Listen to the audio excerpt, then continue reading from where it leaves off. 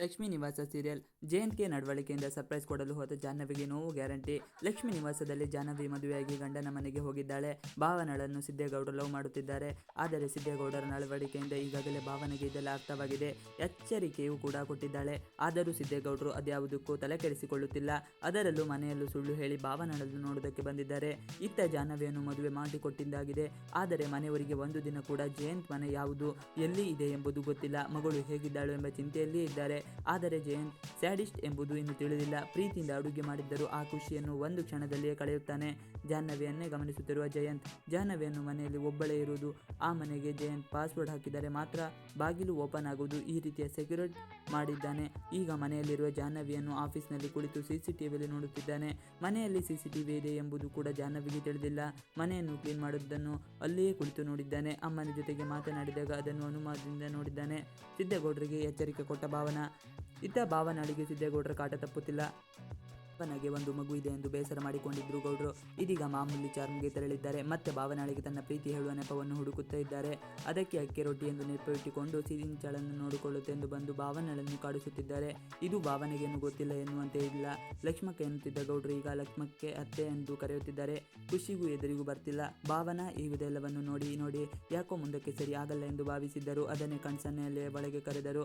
ನೀವು ಈ ರೀತಿ ಮಾಡಿದರೆ ನಿಮ್ಮ ಅಕ್ಕನಿಗೆ ವಿಷಯ ಹೇಳುತ್ತೀನಿ ಎಂದು ಹೆದರಿಸಿದರು. ಆಮೇಲೆ ಯಾವುದೋ ಒಂದು ಹುಡುಗಿ ಹಿಂದೆ ಹೋಗಿದ್ದ ಎಂದು ಹೇಳಿದ ಕ್ಷಣ ಸಿಂಚನ ಜೋರಾಗಿ ಬುದ್ಧಿ ಹೇಳಿದ್ದಳು. ಸಿದ್ದೇಗೌಡರಿಗೆ ಬೈಯುತ್ತಿದ್ದನ್ನು ಕಂಡು ಖುಷಿ ಹೆದರಿದ್ದಾರೆ. ಅಮ್ಮನಿಗೆ ಕೋಪ ಬಂದಿರಬೇಕು. ನಾನಂತೂ ಈಗ ಹೋಗಲ್ಲಪ್ಪ ಎಂದು ಸುಮ್ಮನೆ ಆದಳು. ಮತ್ತೊಮ್ಮೆ ಬೈಯುತ್ತಿದ್ದಾಗ ಅಂಕಲ್ಗೆ ಮಾತನಾಡಿಸುವುದಿಲ್ಲ ಎಂದು ದೂರ ಉಳಿದು ಬಿಟ್ಟಳು. ಖುಷಿ ಏನಾದರೂ ಸಿದ್ದೇಗೌಡರನ್ನು ಮಾತನಾಡಿಸಿದರೆ ಎಲ್ಲ ಸತ್ಯ ಹೊರಗೆ ಬರುತ್ತಿತ್ತು. ಜಾಹ್ನವಿ ಖುಷಿಗೆ ಕಲ್ಲಾಕುತ್ತಾನೆ ಜಯಂತ್. ಜಾಹ್ನವಿ ಅಮ್ಮನನ್ನು ಕೇಳಿಕೊಂಡು ಪಲಾವ್ ಮಾಡಿದ್ದಾಳೆ. ಯಾರ ಜೊತೆಗೆ ಫೋನ್ನಲ್ಲಿ ಇದ್ದಳು ಎಂದು ಅನುಮಾನಗೊಂಡ ಜಯಂತ್ ಕಾಲ್ ಮಾಡಿ ಮಾತನಾಡಿದಾಗ ಸರ್ಪ್ರೈಸ್ ಇದೆ ಎಂದಳು.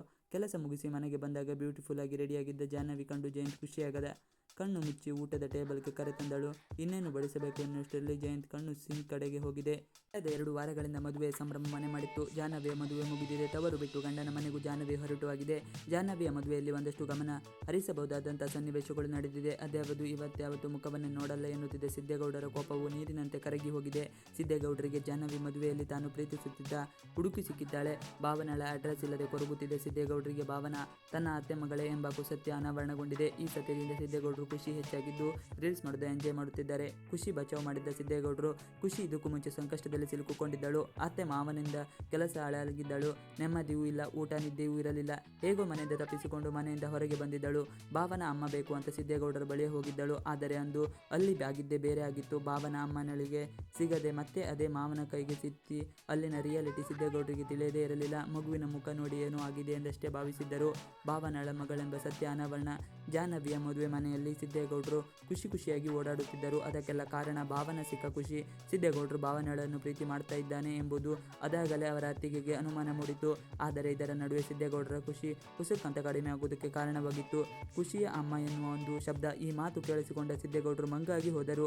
ಅತ್ತಿಗೆ ಇದನ್ನೆಲ್ಲವೂ ಗಮನಿಸಿ ಭಾವನಾಗೆ ಹಿನ್ನೆಲೆ ವಿಚಾರಿಸಿದರು. ಅತ್ತಿಗೆ ತಿಳಿದ ಖುಷಿಯ ಸತ್ಯ ಸಿದ್ದೇಗೌಡರಿಗೆ ತಿಳಿಯದೆ ಹೋಯಿತು.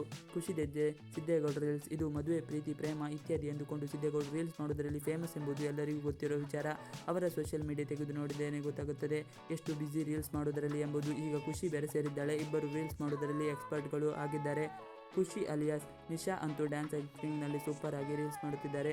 ಖುಷಿಯನ್ನೇ ರೇಗಿಸಿದ ಸಿದ್ದೇಗೌಡರು ನಿಶಾಳ ಅಮ್ಮ ಪ್ರಿಯಾ ಅವರ ಅಕೌಂಟ್ನಲ್ಲಿ ಒಂದು ವಿಡಿಯೋ ಹಂಚಿಕೊಂಡಿದ್ದಾರೆ. ಅದರಲ್ಲಿ ಖುಷಿ ಸ್ಕ್ರಿಪ್ಟ್ ಓದುತ್ತಿದ್ದಾಳೆ. ಸಿದ್ದೇಗೌಡರು ಹೇಳಿಕೊಡುತ್ತಿದ್ದಾರೆ. ಅಕ್ಕಿ ರೊಟ್ಟಿ ತಿಂದ ಮೇಲೆ ಕಕ್ಕ ಹೋಗುತ್ತಾಳೆ ಎಂಬ ಸಾಲು ಬರುತ್ತದೆ. ಅಲ್ಲಿಯವರೆಗೆ ಹೇಳುತ್ತಿದ್ದ ಖುಷಿಗೆ ಶಾಕ್ ಆಗಿದೆ.